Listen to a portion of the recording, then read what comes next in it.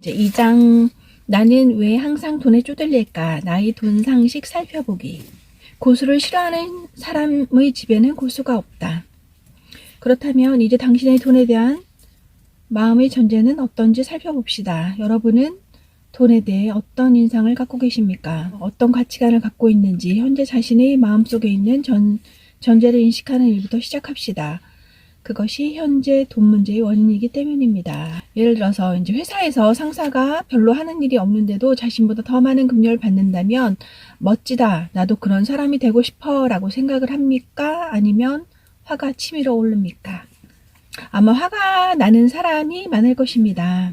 저는 현재 한 회사의 사장이기도 합니다. 그래서 일하지 않으면서 높은 급료를 받아가는 상사에 대해 잘 압니다. 사장의 업무는 놀기입니다. 이렇게 단언하면 오해가 생길 듯 싶은데요. 바꿔서 말하면 사장의 업무는 견문을 넓히는 일입니다. 다양한 방법으로 놀고 있는 많은 사람들과 어울리며 두뇌 회전을 유연하게 하여 외부에서 배운 것을 회사 경영에 반영하는 일이 사장의 주된 업무라고 할 수 있습니다. 라고 그러면서 그럼 여기에서 상사가 정말로 회사를 위해 공헌을 하는지 하지 않는지는 중요하지 않습니다. 그런 일은 아무래도 상관없습니다. 그보다 돈을 많이 버는 사람, 편히 쉬는데도 돈이 들어오는 사람, 부자에 대해서 당신이 어떤 가치관, 그러니까 마음의 전제를 갖고 있느냐 하는 것에 관심을 집중하시기 바랍니다. 라면서 이렇게 생각하는 한 돈은 당신 가까이 다가오지 않을 것입니다. 다시 말해 돈을 부정적으로 인식하는 사람에게는 돈이 모이지 않습니다.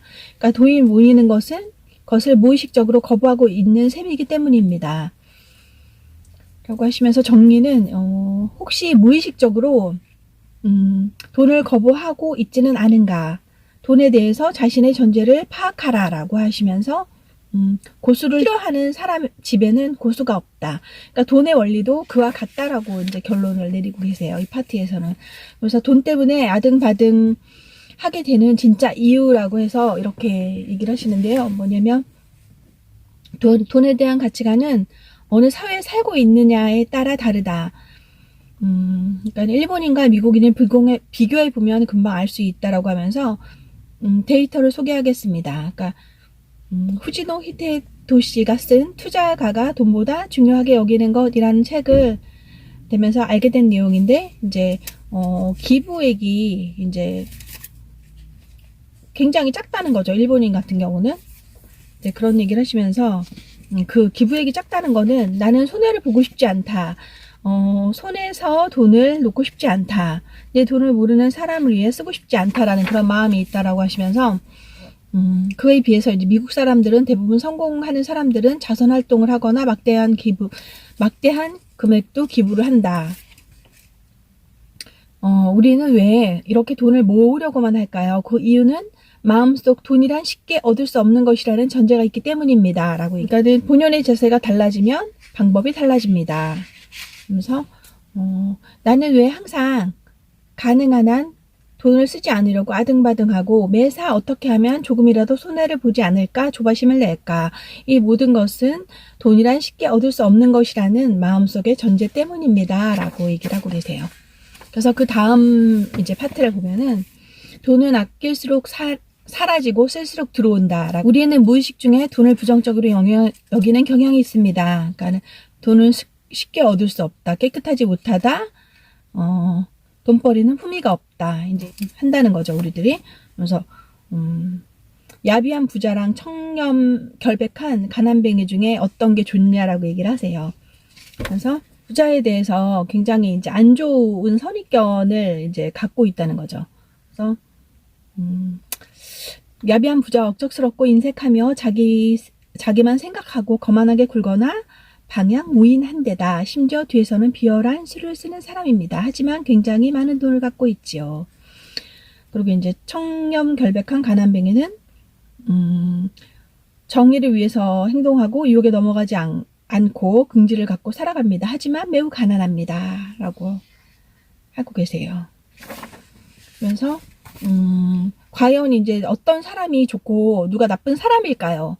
아마 역시 모르겠습니다만 머릿속이 혼란스러워지겠군요. 이제 혼란스러워지는군요라고 하시면서 일단 사람은 두고 돈에 대해서만 생각해 보자고 하세요. 생각해 봅시다. 이렇게 헷갈리는 것은 돈을 좋은 돈, 나쁜 돈으로 구분하기 때문입니다. 그래서 이야기가 복잡해집니다. 더 자세히 말하면 좋은 돈은 갖고 싶고 나쁜 돈은 갖고 싶지 않다는 모순된 생각을 하기 때문입니다. 돈이 모이지 않는 것도 바로 이 때문입니다. 라고 얘기하고 계세요.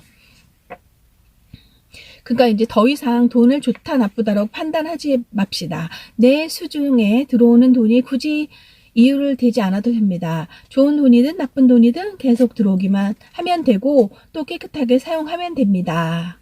라고 이렇게 얘기를 하고 계세요. 그렇지만 이런 구조가 잘 이해되지 않습니다. 저 역시 오랫동안 몰랐습니다. 지금까지 배운 것과 전혀 달랐으니까요. 그러니까 돈을 쓰면 또 들어올까? 돈이 사라지지 않을까? 가난해지지 않을까?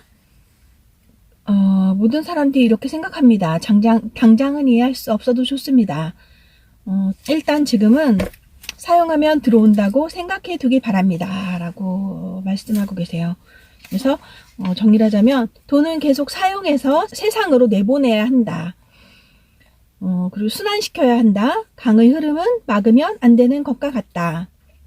믿기지 않겠지만 돈은 쓴 만큼 필요한 몫이 들어오게 되어 있다라고 이렇게 결론을 내리고 계세요. 그래서 이 장을 정리를 하자면 인생을 바꾸는 돈 생각, 돈은 깨끗하지 못하다, 돈 이야기를 하는 사람은 품위가 없다, 돈벌이에 매달리는 사람은 나쁜 짓을 한다 등 돈에 대해 부정적인 가치관을 갖고 있으면 돈이 모이지 않는다. 대부분의 사람은 자신의 불안한 마음을 해소하기 위해 돈을 모으는 일에만 의식을 집중할 뿐 좀처럼 돈을 쓰려 하지 않는다.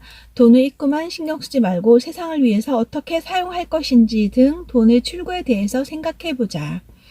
돈은 좋은 돈, 나쁜 돈으로 구분하지 않는다. 돈은 끊임없이 순환시키는 흐름을 만들면 돈이 내 수중으로 쉴 새 없이 들어온다.